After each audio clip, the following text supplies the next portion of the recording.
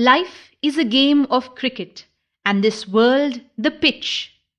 Players come and go in large numbers, but few are remembered for their glorious innings. One such name which found place in the Hall of Fame is that of my grandfather, Shri CLN Iyengar, and this is his story. The all-rounder first stepped onto the pitch of life on 19th June 1915.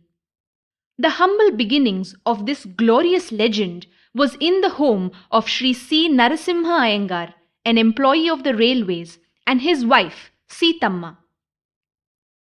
Most of his initial grooming happened at the nets in Mysore and Bangalore under the keen supervision of his maternal uncles, along with a big band of cousins who came to mean the world to him.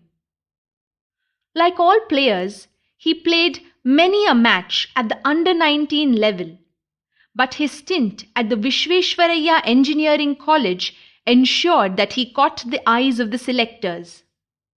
Who are these selectors, you ask? They are known by many names. Some call them fate, some karma, some luck, and many others God.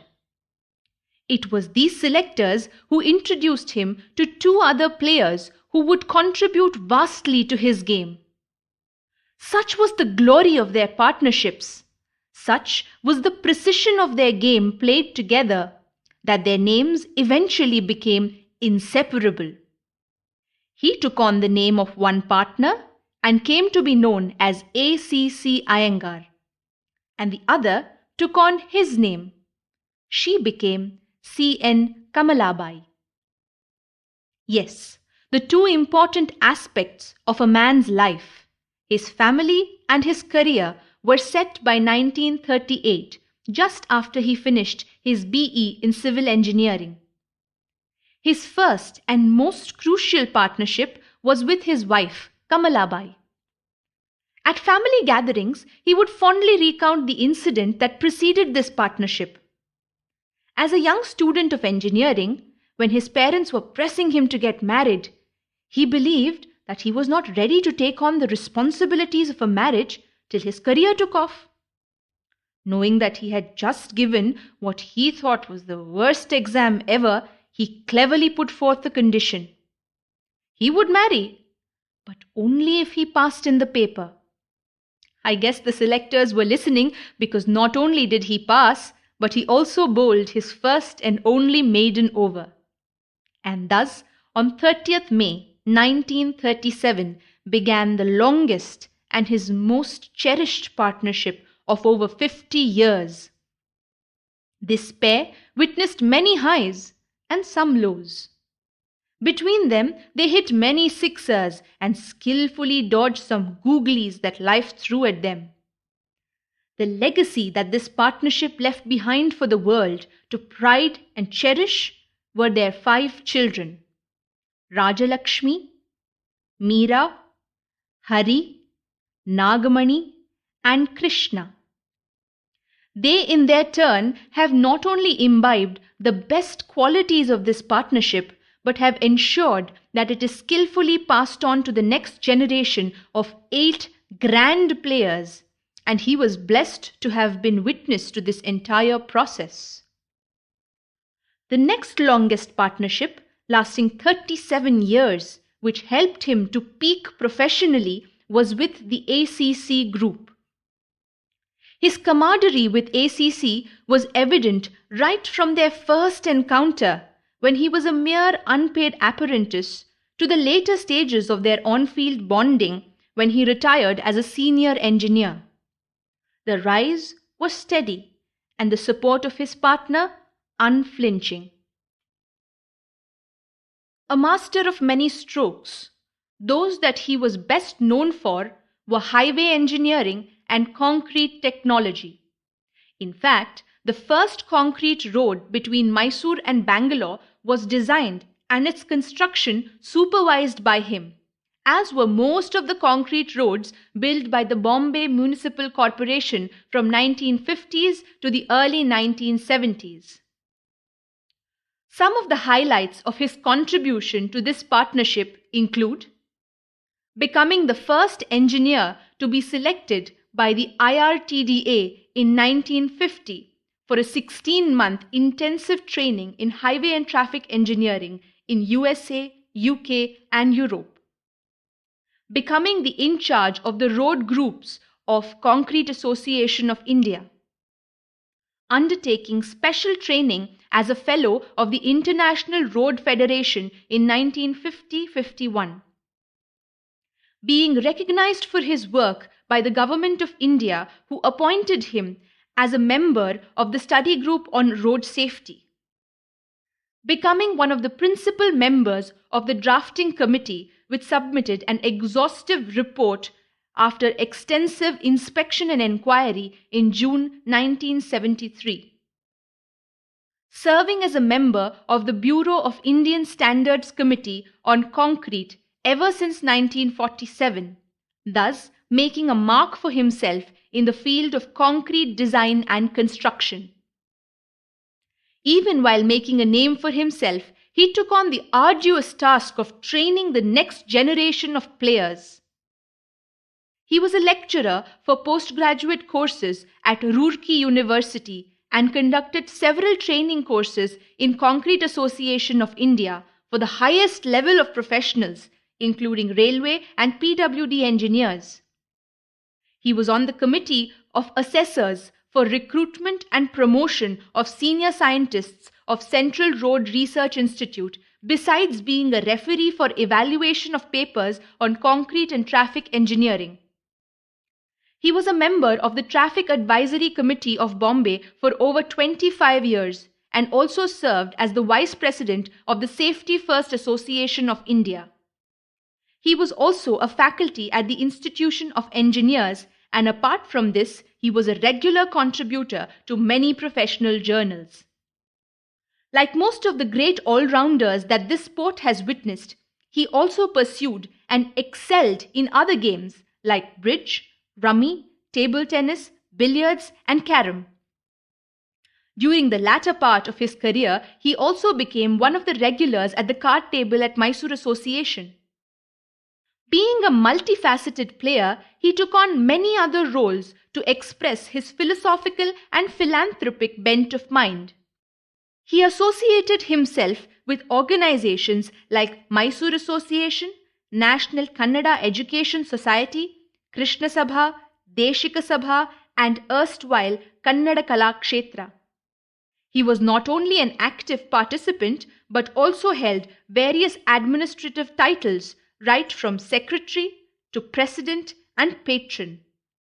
Many of these partnerships continued right to the fag end of his career. The ardent cricketer that he was, he took the great cricketing legend Vijay Merchant's view on retirement to heart and followed the diktat, one should retire when he is good enough to play on. Why now, people should ask, and not why not now? Thus, having achieved his heart's content at ACC, he gracefully stepped down from this partnership as a senior engineer just one day before he turned 60. Being a widely travelled and focused player, he picked up many skills and hobbies even as he was being groomed. This made him stand out in a crowd. He enjoyed photography. Though it started as a professional requirement, he could be seen in his younger days running around every social function and family trip with his famous Rolleiflex camera. Meticulous as he was, these photographs were well preserved in his large album collection. He was a foodie to the core and a good chef to boot. At the peak of his career also, he would manage to find time to cook and take care of a large family. He would cook various cuisines, and his children still reminisce about both his tasty cooking and his farmaish for his favorite snacks of cutlets, samosa, and mini masala puris.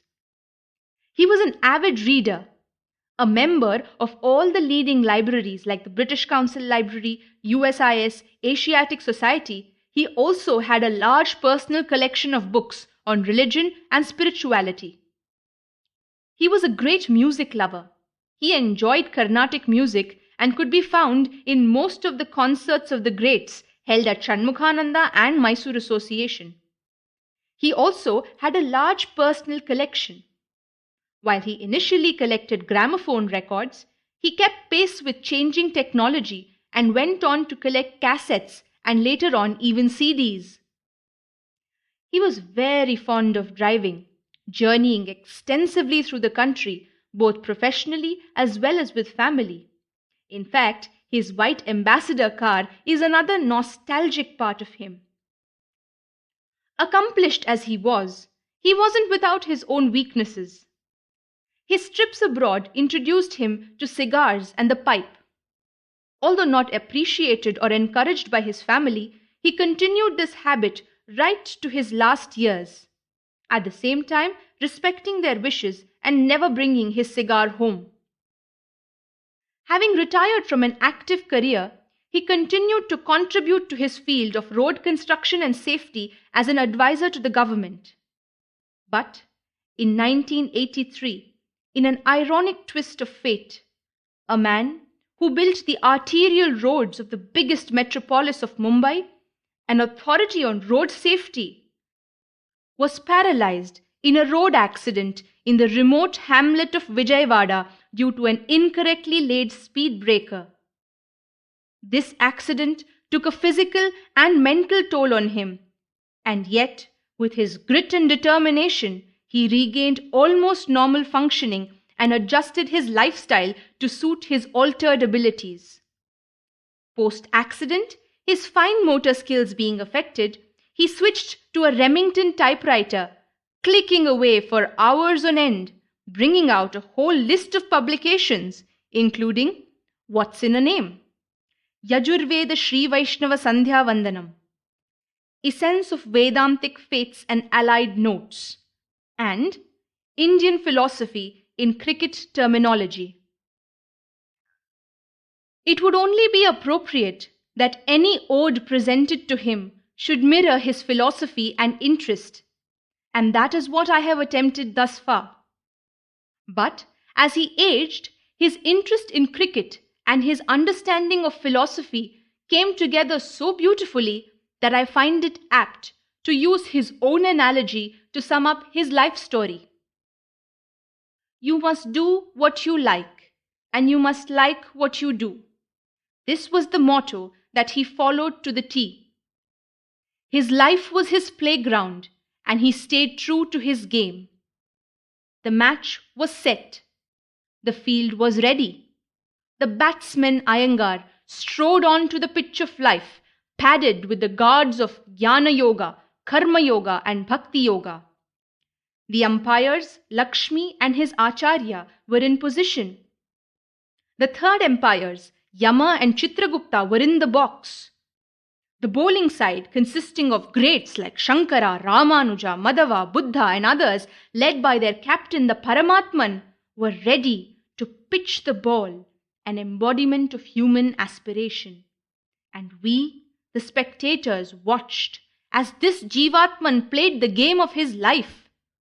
He scored many a run, achieving various degrees of human aspiration, when finally Ramanuja, under the guidance of the Paramatman, bowled a googly and took the bales of the Jivatman's stumps of possession, money and ego away, releasing him from this game of life and straight to Paramapada. In the Bhagavad Gita, Arjuna asks Krishna, Sthita pragyasya ka bhasha, samadhistasya keshava, sthitadihi kim prabhasheta, kimasita vrajeta kim. To this, Krishna answers that that man is such, in sorrows not dejected, in joys not overjoyed, dwelling outside the stress of passion, fear and anger, fixed in calms of lofty contemplation. If I have seen anyone reach anywhere close to being a Sthita Prajna, it was my Gopi Tata. Today, on the occasion of his birth centenary, we, the family of CLN Iyengar, come together to celebrate him and all that he stood for. Though he did not live to see any of his 5 great-grandsons, I am more than sure that his qualities live on through them.